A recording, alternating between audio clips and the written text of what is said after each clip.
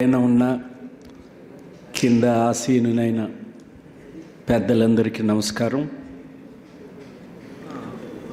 పొత్తూరు గారి పేరుతో పొత్తూరు గారి కుటుంబం ఒక అవార్డును నెలకొల్పటం అత్యంత సముచితమైన నిర్ణయంగా నేను భావిస్తున్నాను. ఈసారి వారి పేరుతో పురస్కారాన్ని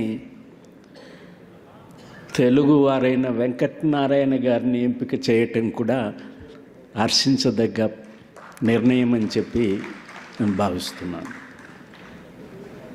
పొత్తూరు గారి సంపాదకులుగా పనిచేసిన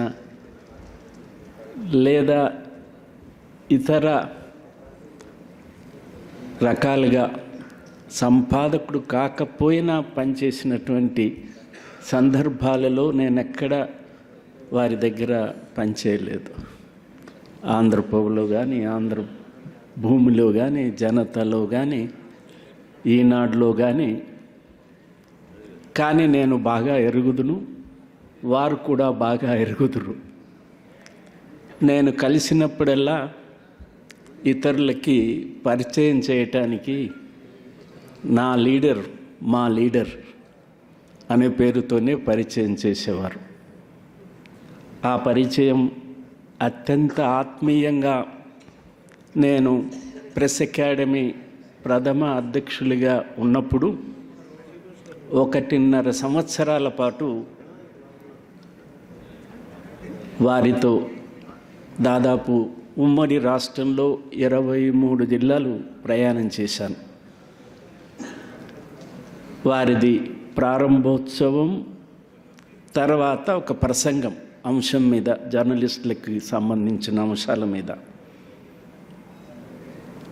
వారి ఆహార్యం చూసినా, వారి మాట తీరు చూసినా, జర్నలిజానికి సంబంధించి తన భావాల్ని ప్రస్ఫుటంగా వెల్లడించిన వాటిని చూసినా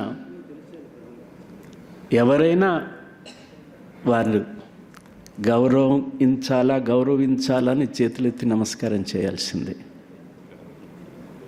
వెంకటనారాయణ గారు చెప్పారు, జేబులో రాజీనామా పత్రం పెట్టుకుంటూ అన్ని ఉద్యోగాలు చేశారని.